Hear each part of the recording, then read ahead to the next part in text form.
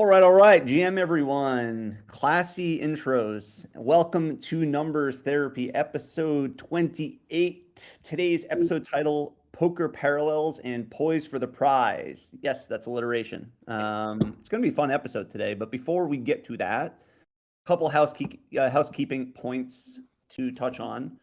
First off, we're on Apple, Spotify, Google Podcasts. So in case you weren't aware, all episodes are kind of recorded on there, so you can go back and listen and string them together for a holistic picture.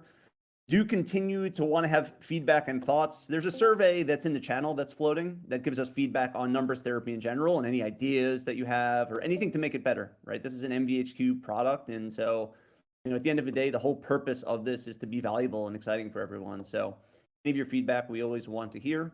Lastly, there's an application to be a guest on numbers therapy floating around as well. And we provide allow list to both the guest and to the referrer. So if you refer somebody who you think would be really awesome or who you want to hear from, hear their backstory, and we bring them on, we'll also reward you with an allow list as well. This is all in the vein of making sure we've just got the best people on here, and today's guest is no different than that. For framing purposes, the purpose of numbers therapy is to talk through the macro, and oftentimes showcase our in-house MVHQ experts. We will be evolving that as we talked about last week. We're going to start to bring in some outside experts too, to get some additional perspective. But the show will remain MVHQ only and gated for the live show as well as for the feedback loop. So we could just make sure this is driven predominantly by MVHQ. For our audience, of course, the goals are the same. Ensure everyone understands how all the big pieces fit together, help everyone make better decisions with NFTs and other investments using balanced perspective. Learn about different areas and opportunities that exist out there and different ways of thinking. And when possible, even showcase some of our people in here and get their background and perspectives. And this will continue to evolve. So always, as I say, as a reminder, there are different levels in here, both live and then listening later too. So it's important, everyone is along for the full ride. So if there's questions about acronyms, terminology, otherwise, we have two channels going live. We've got office hours chat where you can, tell jokes, drop memes, whatever you want to do. And we've got guest questions. If you have any questions about anything, of course, drop it in the guest questions channel, and I'll make sure to answer and make sure we get an answer and weave it in along the way. Lastly, important note and disclaimer, none of what you hear and hear is financial advice. It is all opinions. So without further ado, and on to today's guest and episode. Today's guest comes from a world I value very much personally. As the episode title suggests, he comes from a professional poker playing background, which I actually do too, although from a different side. As a result, we like having fun with seeing the parallels here in the NFT world and in investing and decision making in general. But he's, of course, beyond just that. He spends his time trying to always optimize his main focus, staying as quote unquote emotionless, let's say, as possible, and just controlling what he can control. So the combination of attributes I think we'll get to tackle today are kind of around 80-20 analysis, which 80-20 analysis, which we'll talk through, and speed, imperfect information, game theory, and controlling what you can control, and many other terms in parallel concepts too. He lives within 15 minutes of the recent Powerball winner as well, and still claims it wasn't him, though time will tell if that's true or not. Very happy to have him as a friend and a riffing partner. Please, everyone, welcome Roothlus to the stage. Everyone, Roothlus, how you doing today, man?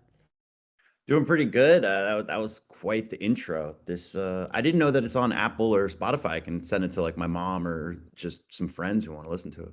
Yeah, it fully is, and the team does just an amazing job in terms of everything from graphics to like textural elements and also other enhancements. We got the survey recently that we sent out back from people, and they had some great suggestions there in terms of when they're listening to the recording, like the kinds of features that they want. So we're starting to incorporate some of that. So it's really just a great job that the team does. So, my only job is to make sure that the conversation is structured and that's it. And the guests come on like you and make their magic. And then the team, works on everything in the background. So it's really incredible what they've done. So first things first, usually we start with background, like pre-NFT world background. That's almost always where we start. But given that I know your username has been around for some time, can we go to a quick bit of history on where your username came from? Well, I guess it honestly was an Xbox, like Xbox, the old Xbox, not Xbox 360. It was an online, just username. And what happened was I just kind of smoked some weed and wanted to think of something super cool. I don't know. And then just like I just threw it on there and spelled it weirdly. And then when I started playing poker, I just kind of like ported it over from Xbox, and then I guess people just it kind of just stuck because people just like saying it. I don't know. And then all of a sudden I've probably had 5 or 6 different nicknames with just from Ruthless. Like people start calling me Ruth, and then they'd confuse me with like my like I had a friend that her name was Ruth. So it just, but yeah, it's been interesting. I didn't know that it was gonna be like my name to this day 20 years ago or 15 years ago whenever I made that name. We should have seen that coming, right? With like screen names and whatever else, and now us being in like a non-land. I guess we should have seen coming how important it was, but it's funny how it's stuck all these years. That's pretty great. So I guess now that we have that set, can you talk about your background a bit over the past pre-NFT explosion years, including poker and beyond? Well, okay, so I played Magic, actually, Magic the Gathering forever. And because of that, it kind of led me on the path of playing poker.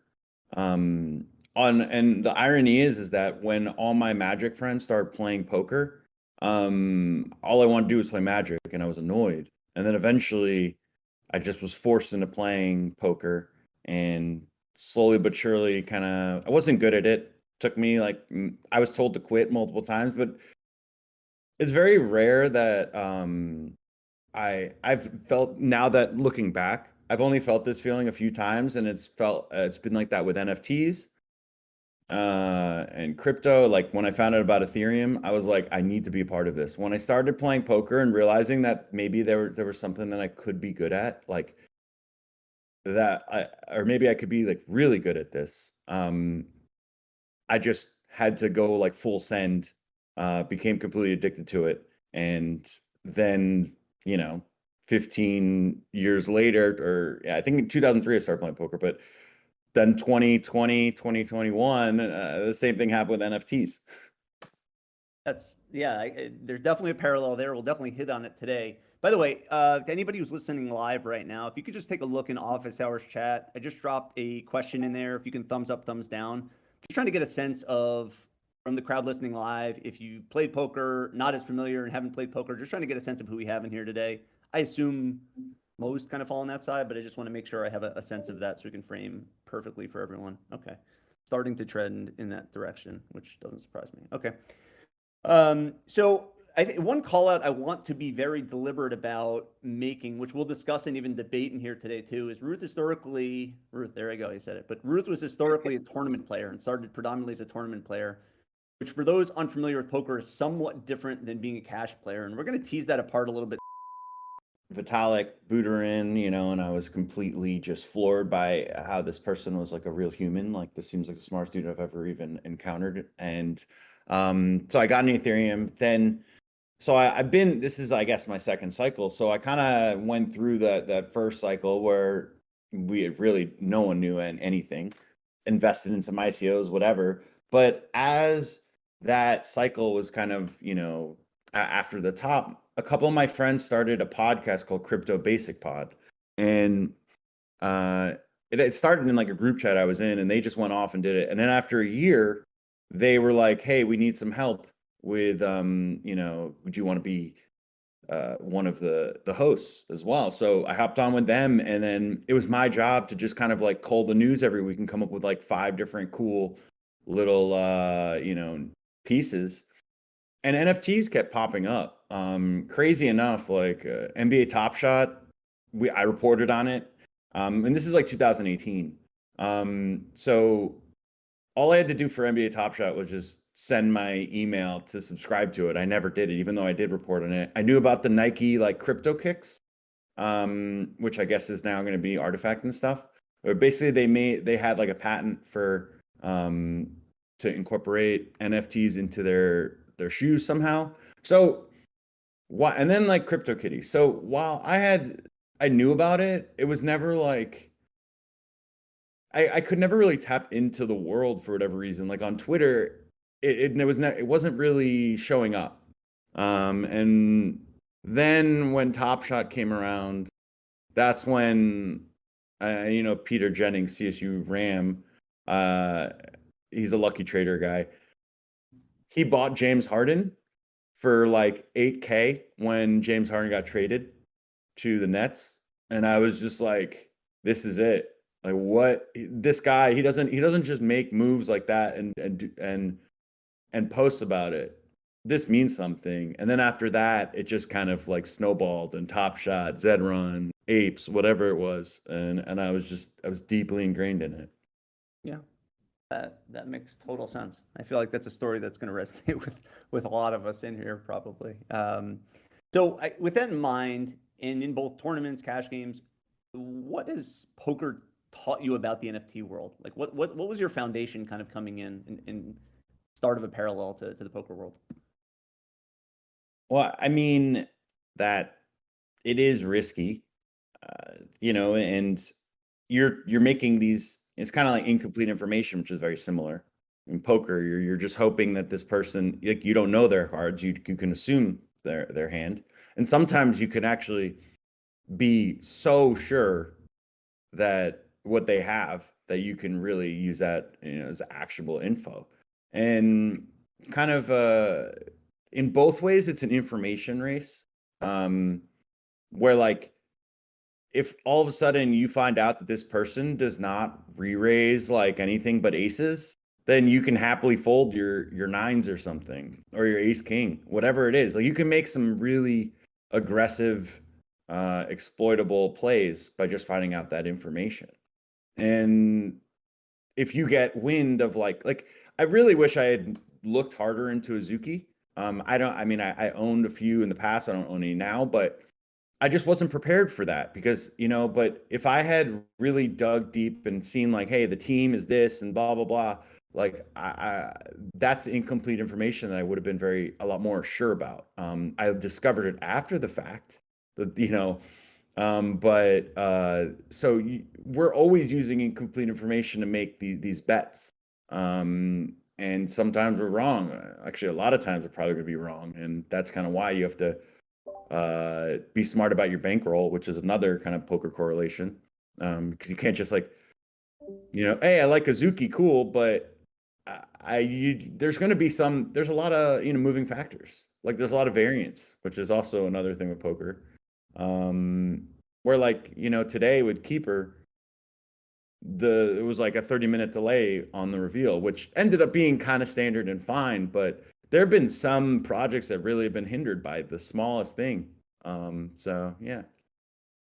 Something that's also standing out to me too, with what you're saying, right, is there's a little bit of this pressure that kind of exists within NFT land, right? Which is you either have to be like pretty aggressive and consistent with monitoring and tracking and understanding like what's going on lately and the metas that exist and like even the subtlety within there, let alone some of the research you're doing, or you're kind of at a disadvantage, right? And at least with the people sitting at your table currently, right? I.e., the people who are in the NFT space. I mean, zero sum, right? Much like if you sit down at a poker table, you're sitting with, typically 8 other people, and some people are going to win and some people are going to lose. Period. So if you're the person who's not paying attention to what's going on in the game and not grabbing every piece of data and information you can grab, and everybody else is, you might be at an informational disadvantage at that point. I mean, do you think that parallel resonates with you? Do you think it's a pretty similar experience? Yeah, completely. Because like, if I were to play poker right now and go play in like a high buy-in event, I'd be fine.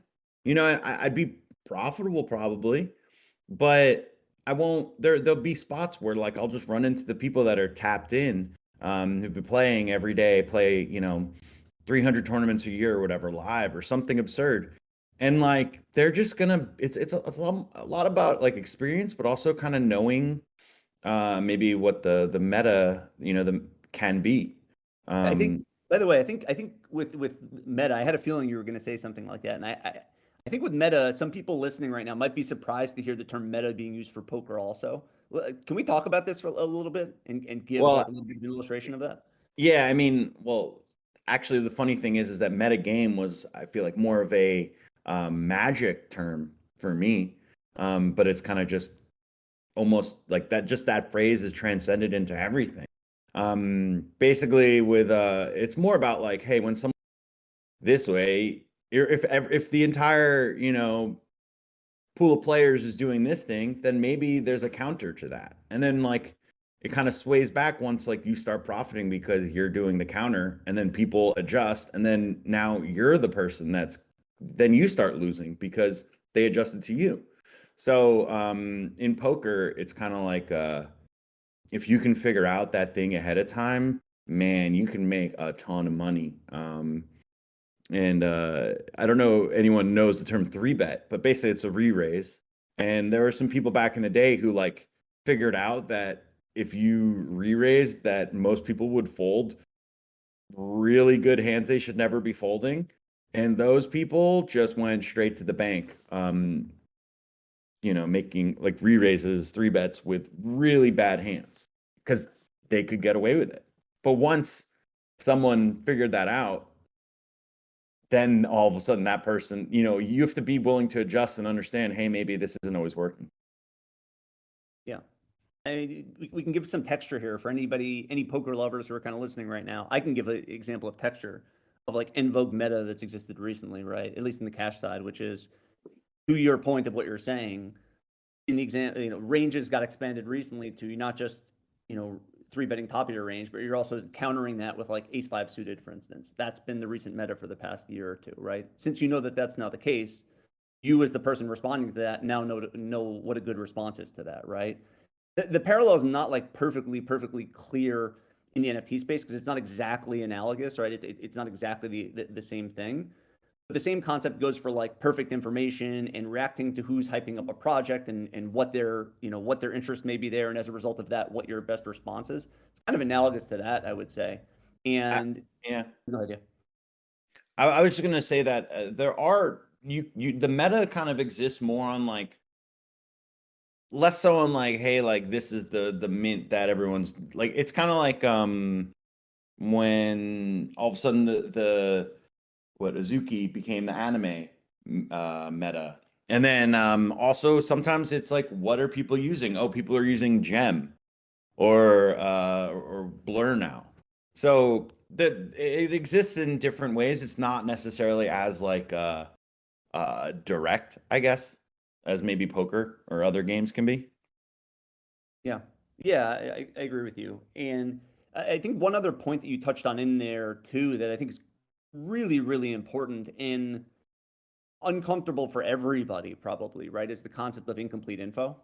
And the fact that I guess getting comfortable with the fact that we're never going to have complete info, right? So then there's this question of how much is enough info to be able to act. And here's where we may split to some Yes. extent. And I think a fun parallel could kind of come up here, which is this kind of tournament vote versus cash game poker, and then the parallel within NFTs, right? And so like, let me just lay maybe some context, and Ruth, disagree with me, reframe if you want to, but here's the context and kind of how I see it, which is the tournament poker parallel to NFTs is it's one ongoing string, and your job is more about protecting your bankroll while eking out margin and not going for the highest variance plays, even if they're very positive EV, right? So let me say that in a different way. That means you can't extend your bankroll too far.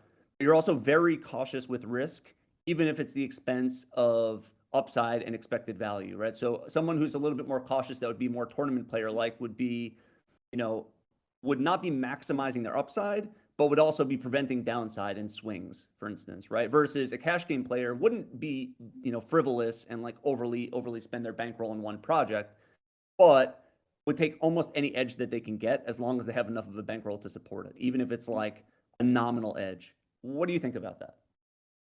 Yeah, I think cash games, it's more like it's less yeah, anyone who's seen Rounders, there's this character named the Knish, and it's like it's the grind. You're not playing like you can't win a tournament. You can't get the glory. You don't get the glory in cash games, but you do have less risk and you make money if you just are there and present and playing your game. Whereas tournaments, it's a little more kind of up and down. So Sorry, I kind of like specifically what is your question? Sorry, No. regarding. I think it's good what you're saying. I think it's more like, tournament players in NFT parallel are looking at it as one ongoing string of events, right? Where you're protecting your stack and waiting for the right opportunity, and therefore patience may be a little bit higher, right? Cash game players are viewing each project as a discrete thing. So if there's an opportunity that exists where I can really press an edge, even if I'm going a little bit aggressive on it, I'm going to take any minuscule edge that I can take because I'm concerned with protecting my bankroll, but I'm not quite as concerned, right? I just want to get any 51% edge that I can get, and then I'm going to move on to the next thing afterwards, Yes, right? yes, for precisely. Yeah, you're looking like in tournaments, and I guess let's kind of separate them a little bit to explain the differences. Sure. Like I can't re-enter in a tournament, but if I lose that money, as long as I have within the bankroll in cash games, I should take the 51% every time. Whereas there are a lot more extenuating factors. In tournaments, like, oh, I'm near the money, or even like tournaments, there's a lot more randomness for what the format is. When you play a cash game, it's like this is what it is. There's 9 people at the table. It's $2 to a small blind, $5 big blind. Tournaments, it's going up constantly. There's different chip stacks a lot of times, like and it's just like that's kind of why I love it because it's a lot more random.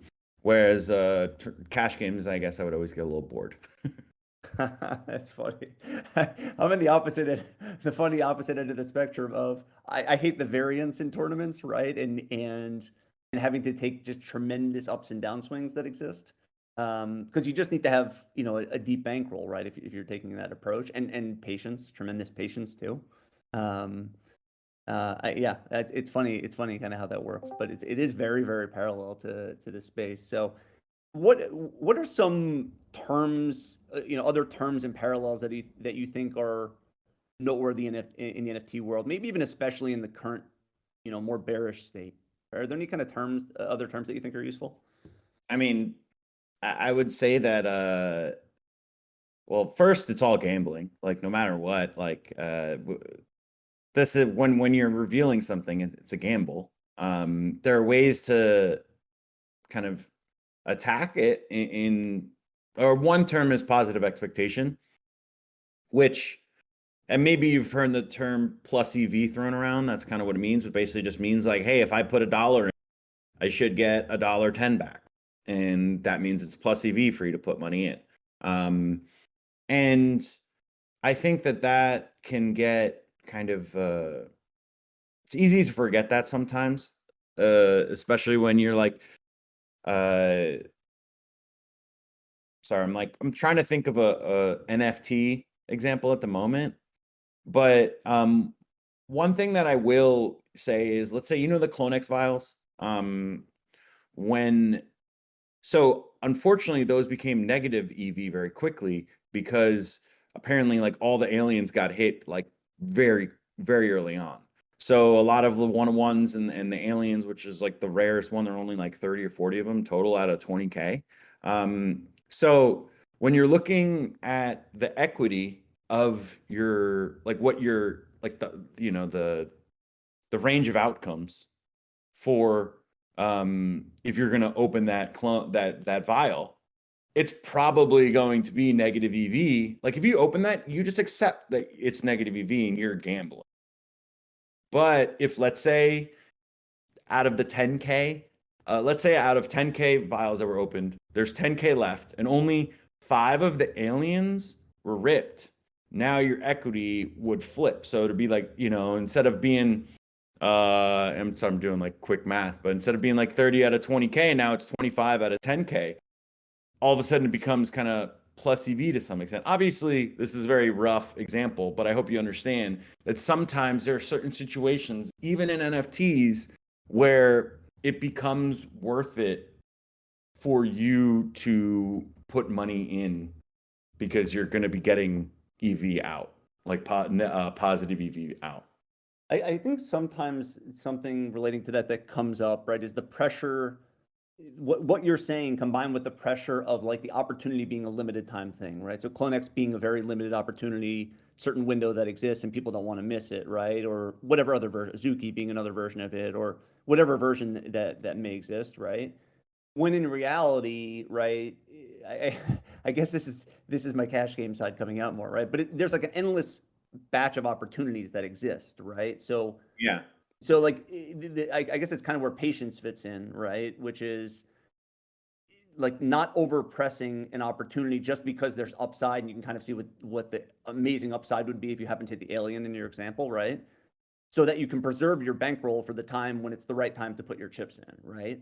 And oftentimes it could be a little bit uncomfortable and scary because you're just worried about. I've made this mistake, no doubt. Yeah. Just worried about the near term opportunity and losing the opportunity that exists, and worried are there going to be more opportunities that exist where there are plus there's plus EV windows, when in reality all you're trying to do is just consistently make plus EV decisions. And I feel like one of the traps that that people get into, and I've certainly fallen into, in the past is, um, you know, you want to catch the opportunity short term while it's there, and you're just kind of looking at it through that one opportunity lens. When in reality, you're just playing a repeat game on an ongoing basis, even if it's smaller edge. It feels a little bit Kanishi, like you were kind of describing, right? But your only role is to like keep making plus EV decisions, even if they're small. So it's this kind of battle between that and going for the glory in some cases, where it might seem like it's exciting and we're all kind of degens in some way, and we kind of want that like one mega, 1000x kind of a thing. When in reality, patience might be the right play to preserve your bankroll, especially like in times like right now, for instance, right? Preserve your Yeah. bankroll and then wait to be able to put your chips in a perfect place, right? And I guess that's maybe that's your perfect tournament analogy, right? Is picking the exact perfect spot when what's a good poker parallel to this actually. Let's try to weave back poker in here for a second, Ruth. Let's take a satellite example, and maybe we could explain anybody who's not familiar what a satellite's like. But for anybody familiar with poker or Texas Hold'em, for instance, right? Pocket aces is commonly is the best starting hand that exists. I think anybody who plays poker or Hold'em knows that that's the case, right? Yeah. Ironically enough, there's at least one instance, if not multiple, where folding pocket aces pre-flop might actually make sense. So that's a perfect example of like positive EV. You're probably going to win the hand, but a bad financial decision at the end of the day because of timing, right? And that instance might be like in a satellite, for instance, where there's 9 people who get entry into an event. There's only 10 people left. You have a medium-sized stack. There's 2 people who have a very miniature stack. You decide to fold it just because that's the better financial decision dollar-wise for you, even though you're likely to win the hand, more likely to win the hand. It's a very like counterintuitive situation that exists. And I think it's very, very parallel to what happens in NFT land, where you think there's like a reasonably good opportunity and a little bit of a window, but in reality, there may be a better opportunity for you to be able to mobilize your cash in the nearer term, if you just kind of pull out on the time horizon and opportunity horizon. Does that resonate with you, Ruth?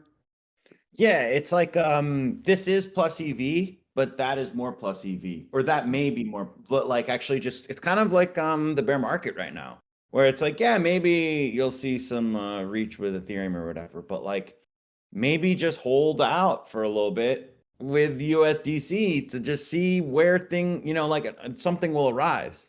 And you don't want to, and the problem with Ethereum is, I mean, granted, maybe I'm taking this a little far, but like there's a lot more uncertainty with Ethereum than there, actually better yet, let's say FTX, FTT, you see a spot where there's people I see buying them for like 10, 15 cents or whatever.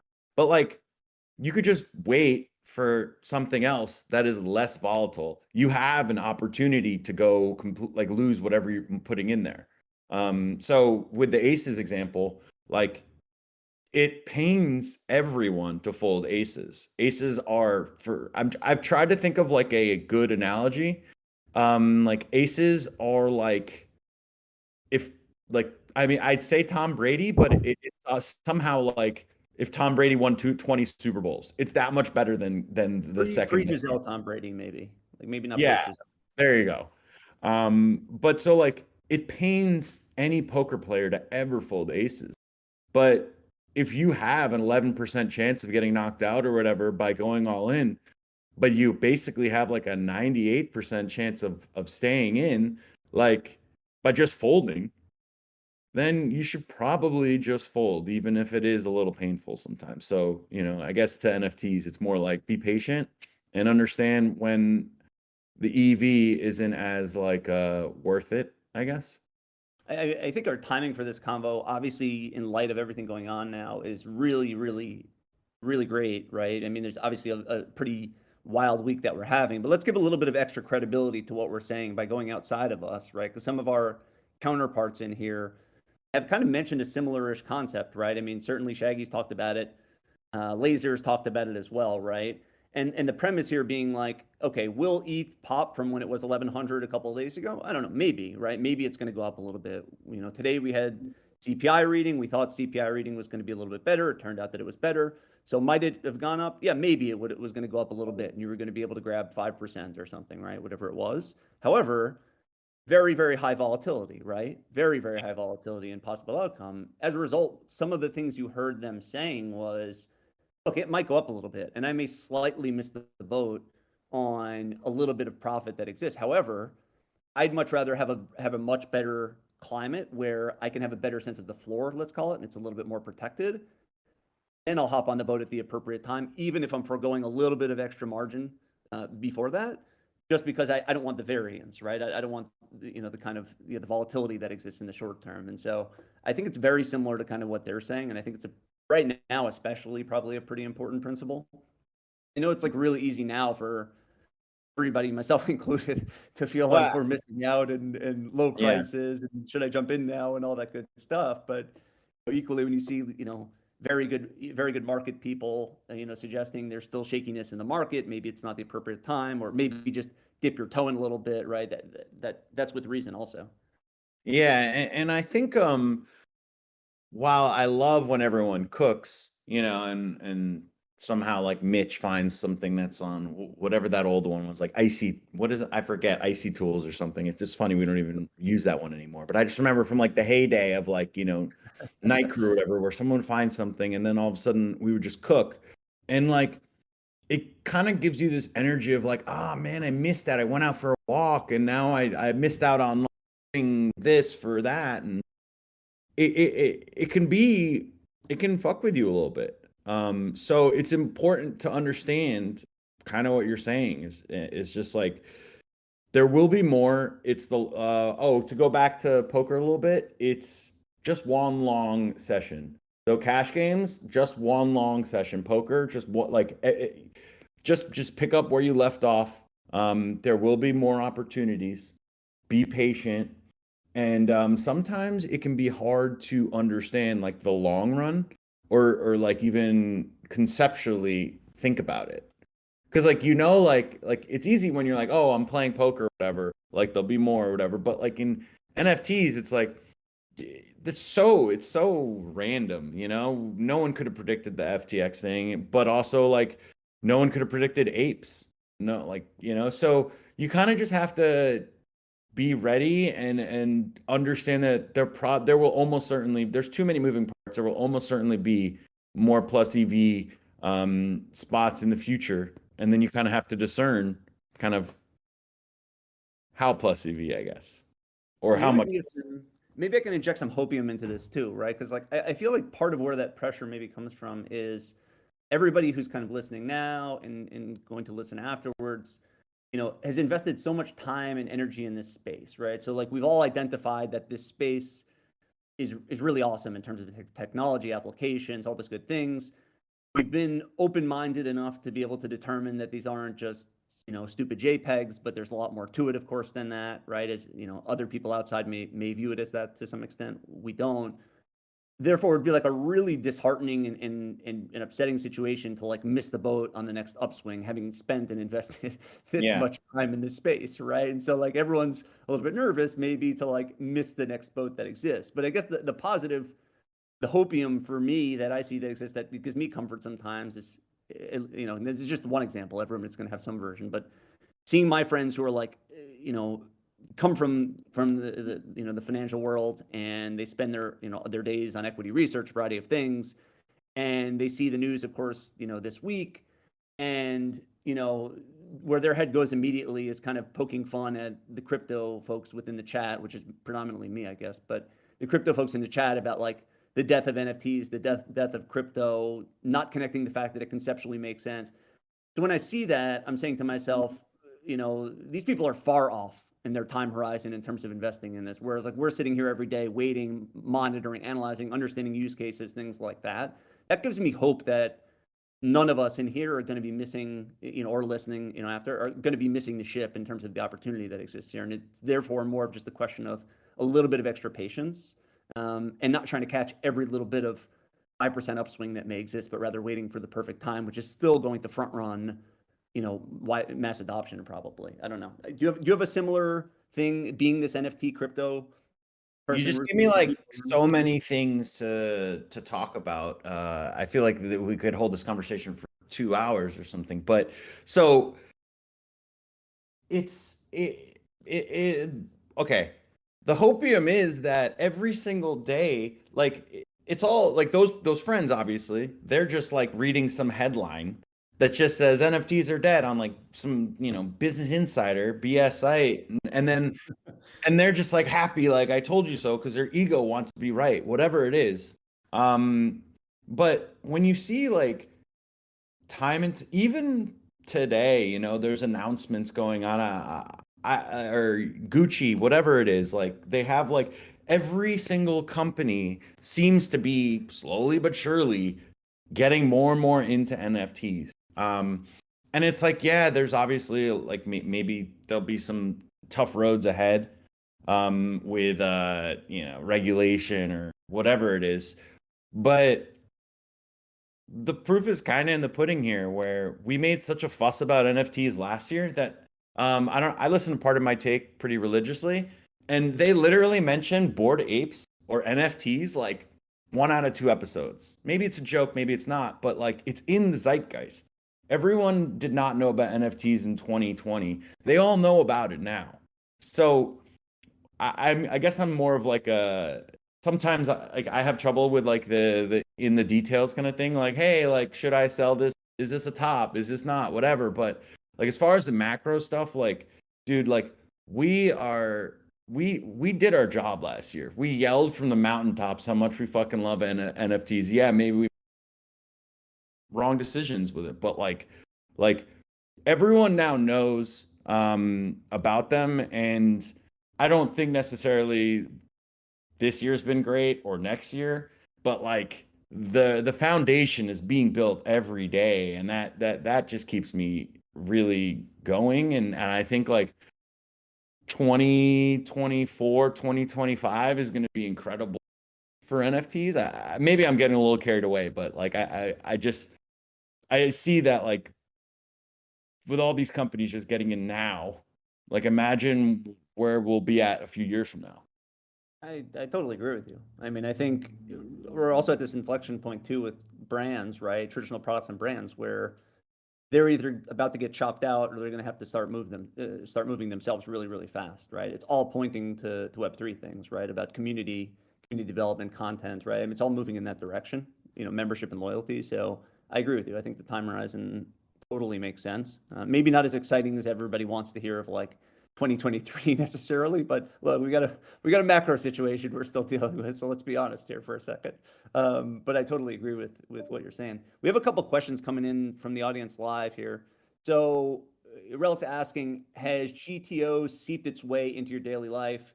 You do EV calcs for everyday things, and if so, does it get exhausting sometimes? You chime in, Ruth. I have a thought here also that I'll follow on with you, but you go ahead first. I think I kind of approach it, or at least for a long time, differently. Where if I'm not playing poker, I found it so. I mean, I needed to disassociate, so I would probably do things that were negative EV, not like like it would just be like, all right, I'm gonna go and buy some clothes from this expensive store because I just don't care. But one thing that is I actually kind of have pride for is credit card roulette, which I truly believe was started by poker players, like, and maybe I don't know, 17, almost 20 years ago now, maybe. And that's just where you put in. It was literally on the what is it? The Invention of Anna, that Netflix show.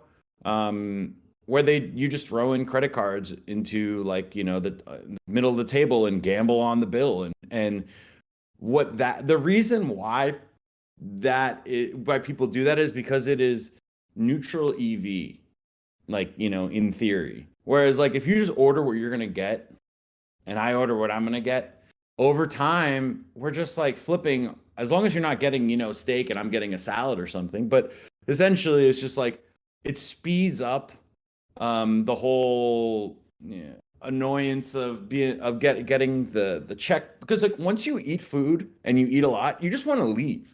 But then you have to get the server to bring the check, and then they have to go and pay, and you split it up, and then you don't, like, you have this awkward thing where you're like, no, I want to pay, no, I want to pay, and it's like it just gets really annoying. So that was one thing that was definitely like it's kind of like a GTO way of living life. Yeah, I mean, I would build on top of what you're saying, by the way, and argue that it's plus EV, right? Not only does it solve for the time thing you're talking about, you also do it because it's fun, right? And you get to make fun of your one friend who gets stuck with the bill that time, right? I mean, You got to say thank you. It's a rule. You have to say thank you for the bill, even though they have no control over it. exactly. So I'd argue if you just reframe what the definition of EV is, they're not just dollars, right? But also time, Fair. happiness, all that good stuff. It's plus EV. That's why you do it, right? Um, there's one other comment that I think is worth considering with that question too. Maybe just a different way of thinking it. I think there's one place that GTO, even if you were to run your life as one GTO string, right, which is like every single decision I make is going to be a good one, right, and it's going to be what product I buy. It's every single decision, which could of course be a little bit tiring.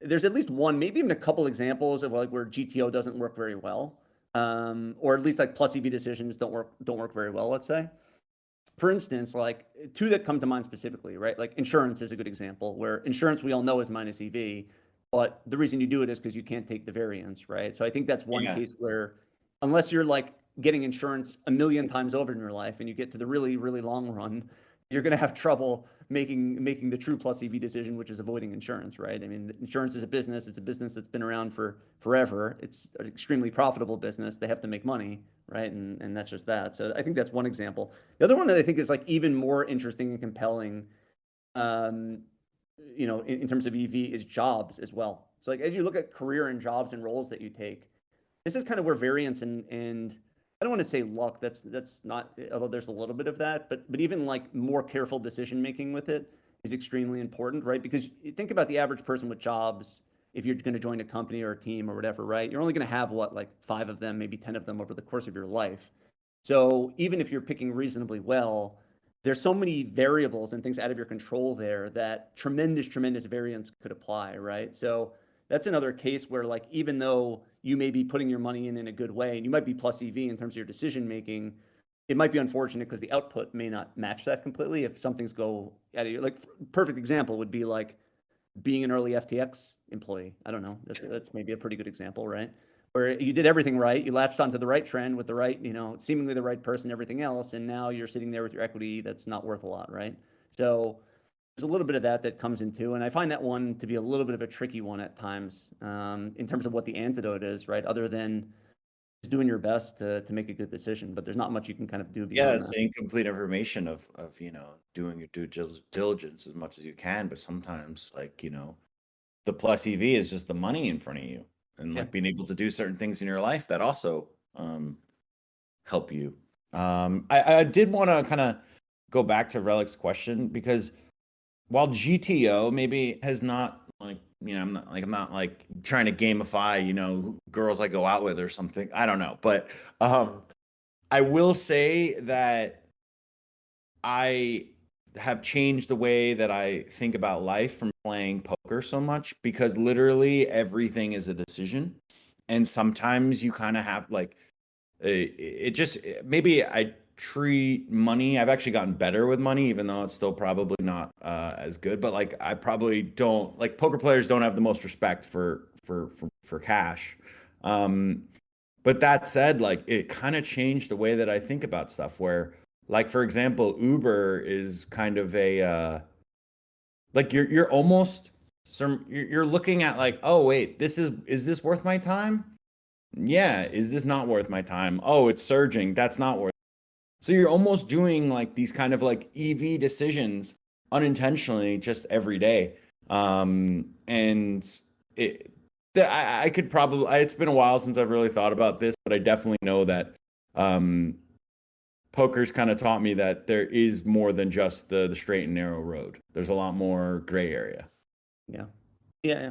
That's really, that's a really great description, man. I think that's becoming, that's really crystal clear how you're saying it. So, but another question is coming from Scott Coe, which is more regarding like NFT reveals, and I think a little bit more recently, but just in general, have you found more recently a more plus EV strategy going into NFT reveals? Or anything that stands out to you? Do you think there's some kind of like general edge that exists in terms of people being more degen and therefore wanting to reveal, and there's arbitrage that exists there? Do you think that trend still exists? Do you think there's misinformation opportunity that exists? Anything come to mind? Yeah, I mean, I think that unfortunately, so we'll say 2005 in poker was probably like the glory days where it was like you just played aces and then someone was like Jack seven offsuit, like here's my chips. You're like, okay, like they didn't, there was no rhyme or reason why people bluffed. So you could literally just understand the rules of poker and make money. And that's kind of how I felt about last year, maybe early 2021 or yeah, like January to like July or whatever. Like if you were just at your computer ready to and you understood like the traits and stuff like that, like the and you understood like it's crazy honestly. Even though OpenSea gets a lot of shit, they've come a long way. The space has come a long way in the past year plus. We used to literally have to open 30 tabs just to look at the traits and hope that they populate and this and that.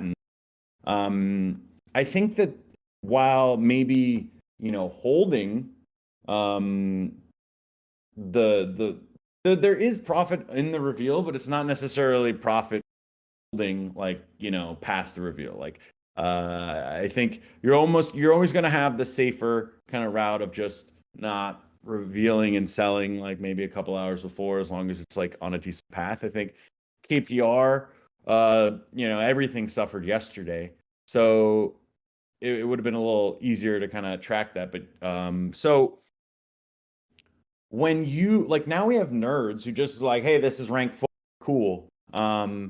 But back in the day, it would literally, I remember Clonex, I discovered like the Murakami jacket. That was the only trait that said Murakami on it.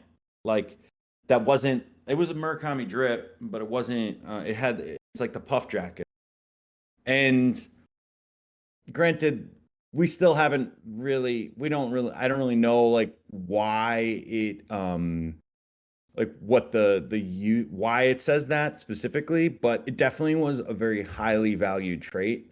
And the floor before, back in maybe like January or whatever was like way higher than that one, than most other jackets, or most at that count. So it was like there were 140 of them or something, but yet the floor was 25 ETH on them when Murakami drips were like 10 ETH or something. Like so there is edge if you're understanding of what you're getting into. It's kind of where the process meets the practice or the performance. And honestly, that's where I fucking like, that's where my adrenaline really gets when like you're in it with like homies, whether it's voice chat, Telegram, and you're just like, all right, like I see this, like, what do you think of this? Like, I don't, it just that I love that when you're just, there's so much unknown. That's where I feel like we're playing tournaments where you're like, or playing poker where it's incomplete information of being like, I think this is a good trade, but I'm not sure, but maybe it's a bad buy. And if it is, maybe I should get out of it quickly.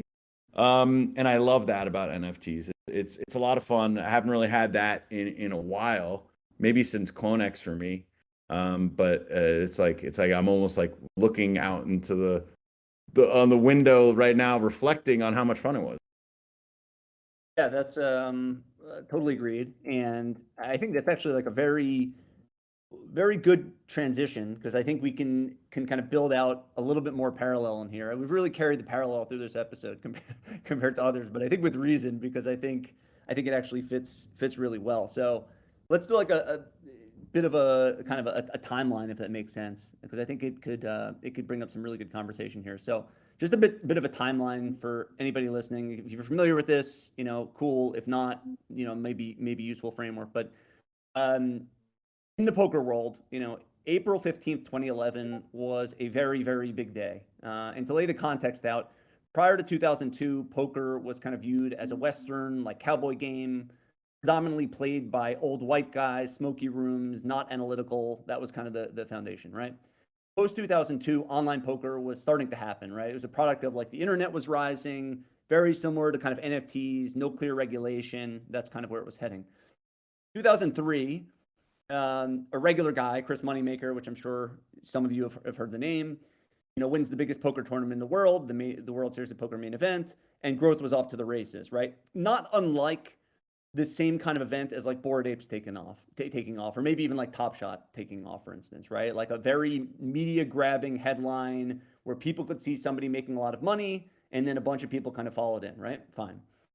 April 15th, 2011 was the particularly momentous day. From 2002 to 2006 and even onward, it was much like Roothlus was just saying, right? If you were a moderately competent and analytical person, it was very easy to get outsized returns in poker, both online and live. Tons of soft money, tons of edge. And on April 15th, 2011, an event called Black Friday happened, and not like the good kind of Walmart Black Friday we're talking about here. It was a day in which everyone's online accounts that were loaded with funds got seized. And I'm not saying that in a scary way here. I'm just kind of telling the historical story. The bigger thing is that there was regulation that took place, and in this case, seemingly negative regulation that took place. Fine.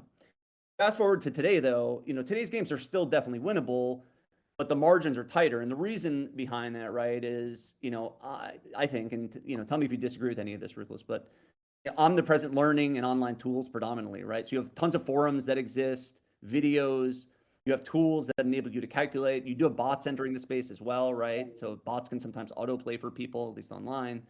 That's kind of where you got to today. So the game's still very profitable, or still profitable, not quite as much edge as it used to be, and some like a little bit of funny context that exists. I'm not suggesting that the NFT world is exactly going to take that path by any means, but you can't help but see like some kind of parallel that exists. What do you think, Ruthless? Like, what do you think the path is for the NFT world? As it relates to regulation, as it relates to technology, like where do you think we're at? Well, it's kind of funny because as we need to have these tools, it makes it easier for us. It makes it easier for the average everyday user, the person who just gets told by me or you to buy something, who's like a lawyer, goes off and does whatever they're doing, and then they're all right, I'm going to check out the NFTs. But at the same time, once you get closer to regulation, the edge kind of goes down a little bit. There's all these tools that make it easier, and that can be a little, I mean, for the purists, for us who've been in for a space, it's like, yeah, man, like I miss the days minting Oni or something, but it's ultimately better for the entire space that it is that way. And the problem with going back to Black Friday, there really are some parallels. So, I mean, it's time and time again. Like I've said this so many times. Like, so one of the sites, Full Tilt Poker, was commingling customer funds with. They were basically giving out loans to play poker, to pay the pros for Full Tilt with customer funds. So when Black Friday happened, they couldn't pay the customer bailout that took multiple years. And that's literally what's going on with FTX right now. So it's just, I don't want, I do feel, and what happened was the Department of Justice came in and like, all right, like, UK based poker site, get out of here from the Cayman Islands, whatever it is. So I hope that, I think crypto is way, way, way bigger than poker, and more important. So I hope they handle it with more care, but I could definitely see some not so fun regulation happening, in the next few years because of this. Yeah.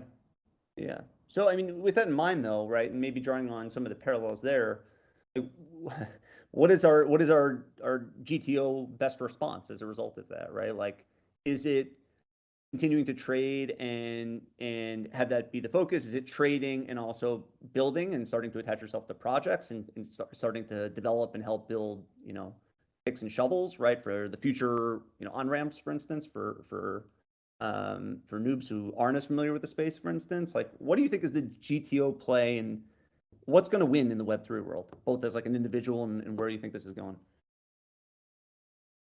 Well, the funny thing is, I think NFTs are not as affected as it may seem, or like as normal, tokens and exchanges and stuff, just because like they're providing actual value.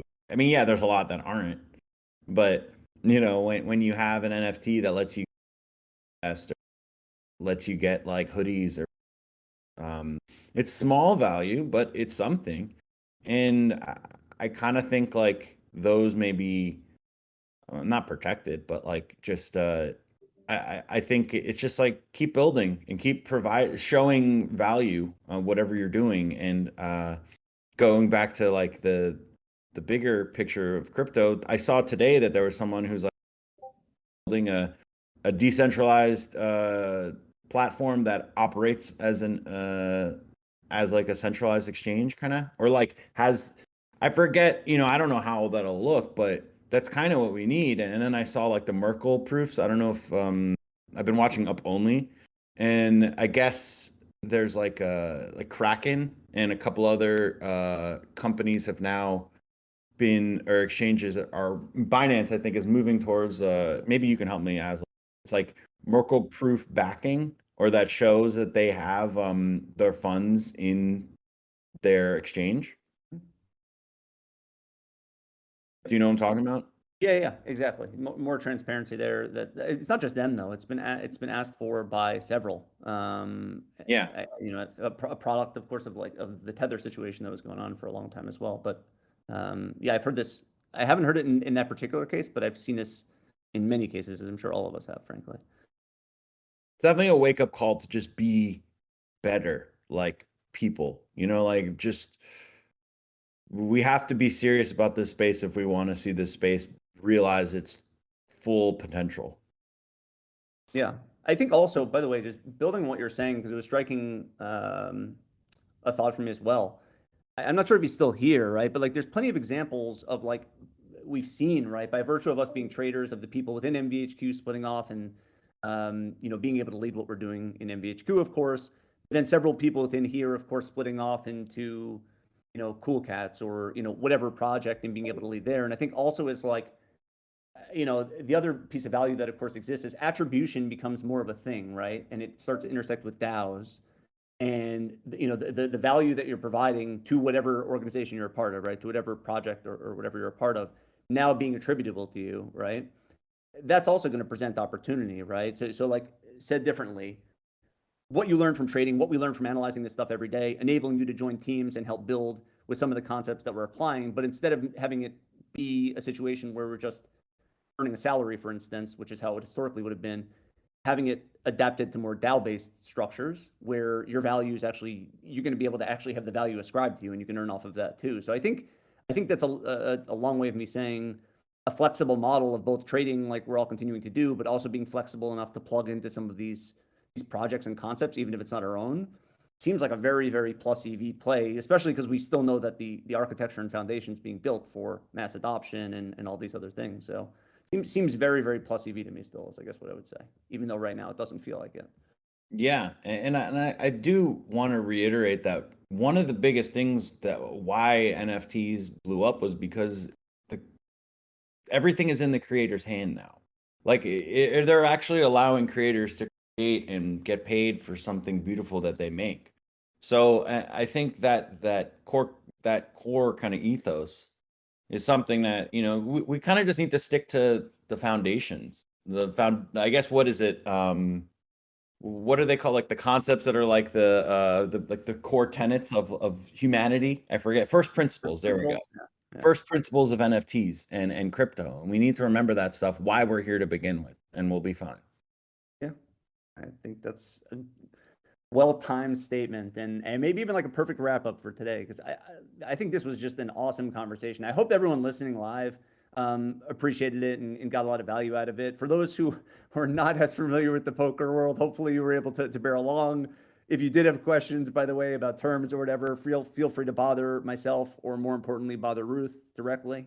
Um, but hopefully it was all stringing together and making sense. And Ruth, really appreciate you being on and talking about this and having some fun with, poker in general, tournaments versus cash, applied principles, all that stuff. And everyone listening live, listening afterwards, really appreciate you all. Appreciate the questions and the dialogue. And we'll be on similar time next week. It'll be another fun one. Who knows what the markets are going to bring leading into next week, but I'm sure we'll have something to talk about. So we'll see. So thanks so much, everyone. We'll see everyone in VC1.